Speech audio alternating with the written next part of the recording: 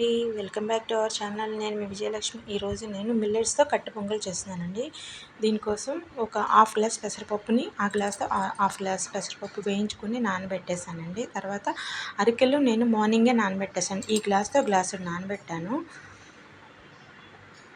Morning నానబెట్టేసి ఉంచేసాను. ఇప్పుడు పెసరపప్పు వేయించాను కదండి, అది కూడా కడిగేసి దీంట్లో వేసి నానబెట్టేశానండి. దీనికి వాటర్ కొలత వచ్చేసి అరికెలు ఒక గ్లాసు, పెసరపప్పు ఒక హాఫ్ గ్లాసు, మొత్తం 1.5 కాబట్టి నేను ఆ గ్లాస్తో 4 గ్లాసులు నీళ్ళు పోసానండి.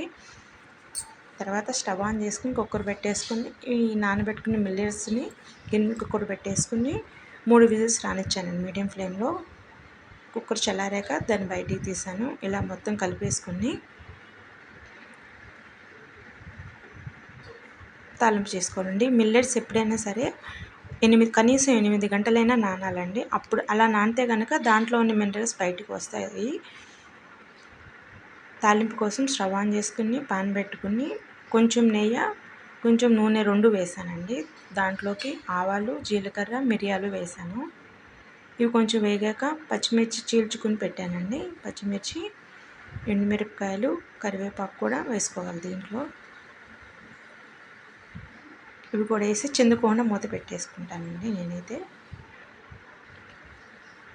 అంతా స్టవ్ అంతా పడి చిరాకుగా ఉంటుంది కదా, అలా మూత పెట్టేసుకుంటే లోపలే ఈ తాలింపుని బాగా ఎర్రగా వేయించుకోవాలండి. అప్పుడు మిరియాలు బాగా వేగి పంటి కింద పడినప్పుడు మనకి టేస్ట్ చాలా బాగుంటుంది. మిరియాలు పచ్చిగా ఉంటే తినలేము కదా, వేగితే కనుక టేస్ట్ చాలా బాగుంటుందండి. ఈ కట్టె పొంగల్ అయితే మనం రైస్తో కన్నా కూడా మిల్లెట్స్తో చేస్తే కనుక టేస్ట్ చాలా బాగుంటుందండి. ఒకసారి ట్రై చేయండి మీరు. రెసిపీ చాలా ఈజీ, ఒకసారి ట్రై చేయండి.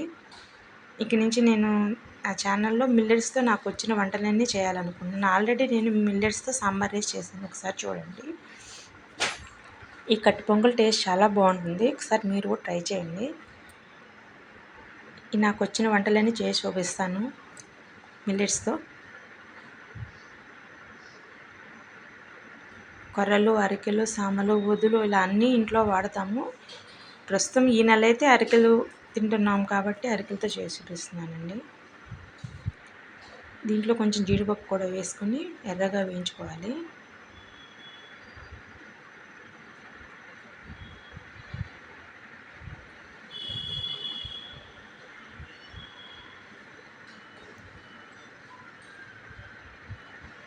నా వంటని కనుక నచ్చినట్టయితే నా ఛానల్ని లైక్ చేసి సబ్స్క్రైబ్ చేసుకోండి.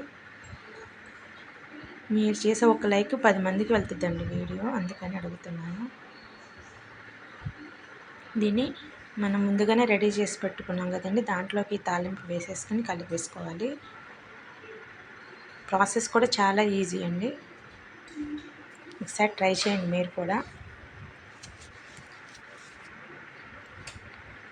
అరికెలతో కట్టె పొంగల్ రెడీ అండి.